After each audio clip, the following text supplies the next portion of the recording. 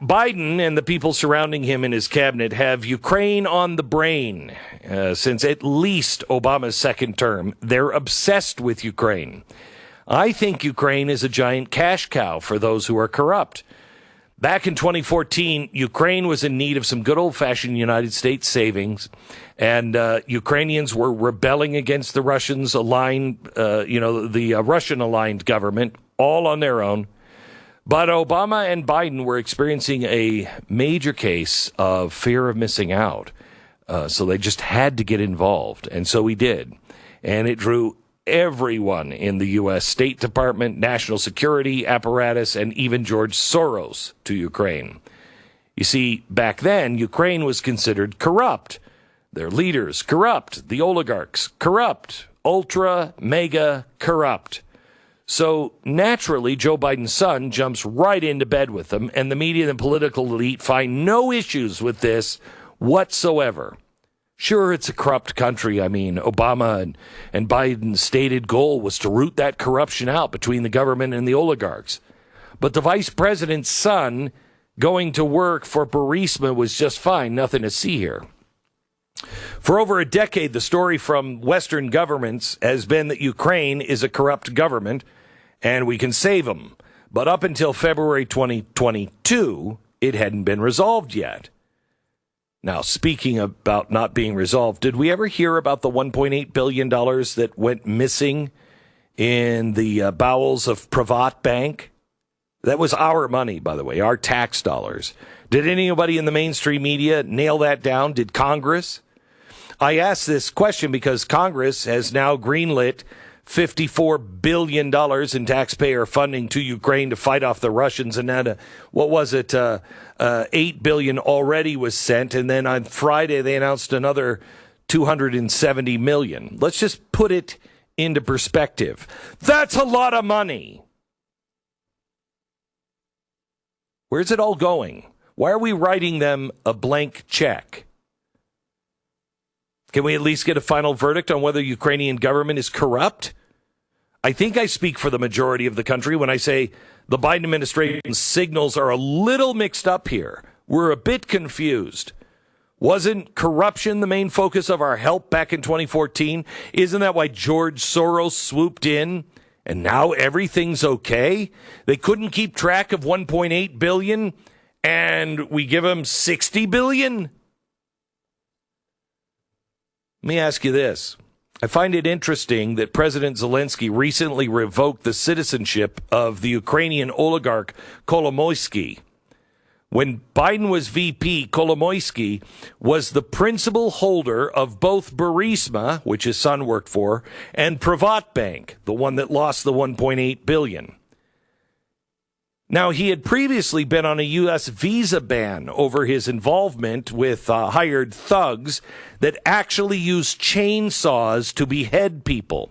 But Biden made sure that he had his visa ban lifted so he could come to the United States. And it gets more interesting, as that this is the time that both Biden and John Kerry were lobbying for $1.8 billion aid package to Ukraine. That aid money went to Kolomoisky's Privat Bank and then disappeared.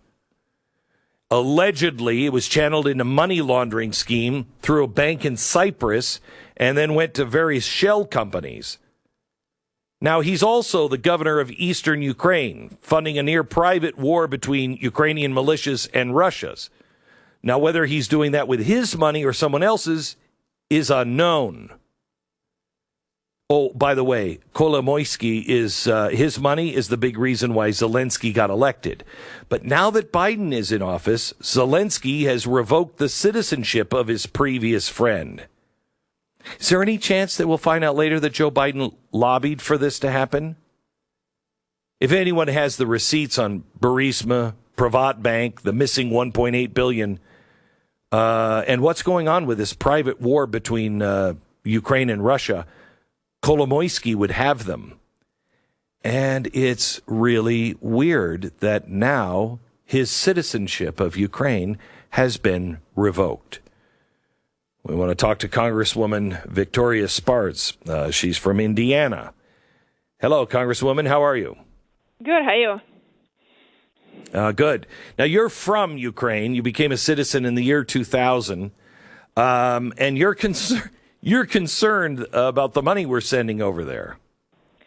Well, let me tell you, and I appreciate it. Actually, I became citizen in 2006. It took me 6 years because it's not that fast when you come here legally. So I came in 2000, so it takes you a while to become a citizen. But let me tell you, and I might have a little bit different perspective, that I want to separate Ukrainian government from Ukrainian people and actually army and fighters that dying in the trenches. You know, they've been trying to restore freedoms in that country and fought like 2 revolutions, and they fight in these wars that really want to have freedom. So when I go there and talk to the people, when I talk to these young boys dying on the front lines, you know, it breaks my heart to see how we are mismanaging the situation and allow them to die without proper oversight of the government, because I think it's important in a country like that to hold government accountable.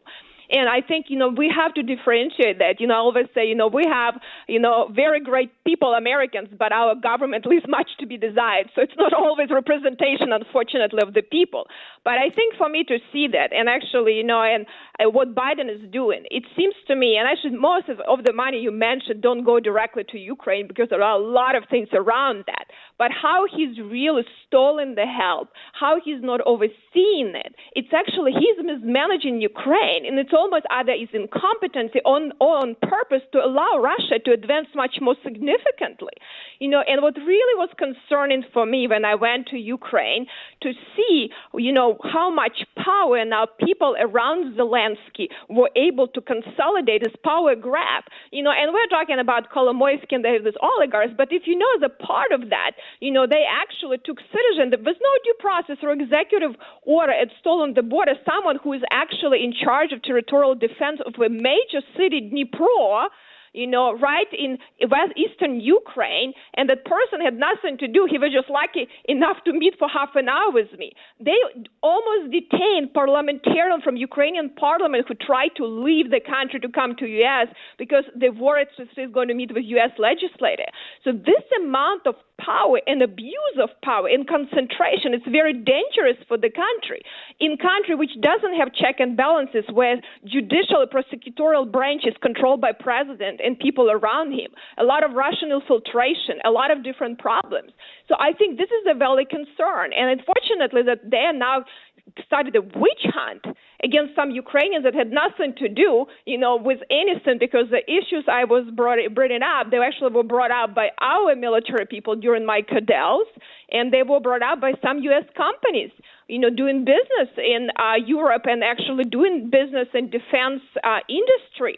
And they had some concern, and it's interesting, you know, because there are some issues that I didn't want to bring up because, you know, I know that it was reported to FBI, but it was brought up recently, you know, in Ukrainian newspapers, where this guy Yermak that I mentioned, his father, you know, an appointee of Yermak in Minister of Defense, you know, creating monopoly, had cooperation with Iran and Afghanistan, you know, and sabotaging some of the purchasing of weapons, and have a very interesting connection to Russia and Putin. So I think it's very dangerous for us not to deal with properly managed situation, because if we turn Ukraine and not Afghanistan, it's very dangerous for our national security too, because Ukraine has a lot of critical resources. It's not a small country, and having Wild West there could be dangerous for all of us, and it's been escalating, and I've been managed by this administration. All right. So, Congresswoman, I'm not sure if we're on the same page. I really like the people of Ukraine. I have a soft spot for what they've done in the past on fighting Russia. I feel horrible about the people who have lost their lives, and the women and children. And, you know, we have a team over there that is rescuing children and trying to get them safe to safety and not be trafficked. But I just think this is a convenient little war. Why, for instance, did Zelensky get rid of Kolomoisky? Why did he revoke his citizenship? I mean, it just seems convenient if you were looking to make sure that nobody was around to tell about the dirty things you were doing. Why is it that President Zelensky was against gay marriage, because it's a different country with different standards. He was against it, and yet during the war now, they pass a law for gay marriage. And that seems to me like American pressure being exerted at the worst possible time because we gave him money.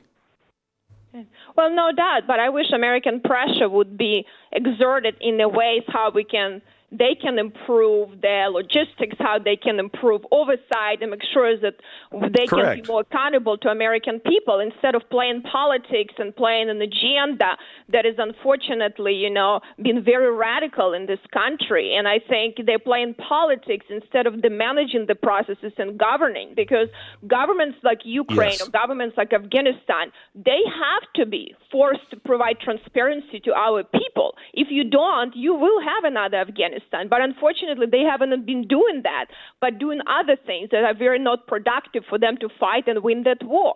And I think this is our responsibility of Congress to put pressure, just because this is going to be a major problem for us if we don't de-escalate situation, but also we have accountability to our people and to Ukrainian people. They're dying there. Is Zelensky a good guy or a bad guy? Well, or is the answer to that yes? Yeah, I think we have to, they have to, I don't look at people good or bad. I actually have a very low regards for all politicians in general. So it's not about that. Every president should have accountability. Every president has to be watched. But the amount of power right now Ukrainian government is accumulating, and a power grab and abuse of power, where they actually decide who can enter the border, who can exit with proper due process, and using the war to consolidate media and control prosecutorial judicial branch, it's very dangerous. And he needs to be responsible that he put people, and his chief of staff is becoming a dictator in that country. So President Zelensky needs to take responsibility and explain what's happening there. I know that he's busy doing a lot of external things and dealing with leaders in Europe and here, but he's still a president, and he needs to be responsible and tell us what's happening, why this amount of abuse of power. That's not what Ukrainian people are fighting for, to have another dictator. That's what they want, and I think that's very not productive. I really appreciate it. This is Congresswoman Victoria Spartz. And she has been very outspoken, and because of it, she's gotten heat from the left and the right. But intellectual debate is necessary to be able to be a free country. And I appreciate you speaking out, Victoria. Thank you so much. Thank you so much. It's never easy to do the right thing, but it's worth it. Thank you so much. Yes, it is. Thank you. God bless you. If you enjoyed this video, hit like and subscribe to our channel so you'll be sure to see similar videos from BlazeTV, with the added bonus of signaling YouTube that your voice and opinion still matters. And if you're looking for more great conservative content, check out one of the 2 videos suggested here.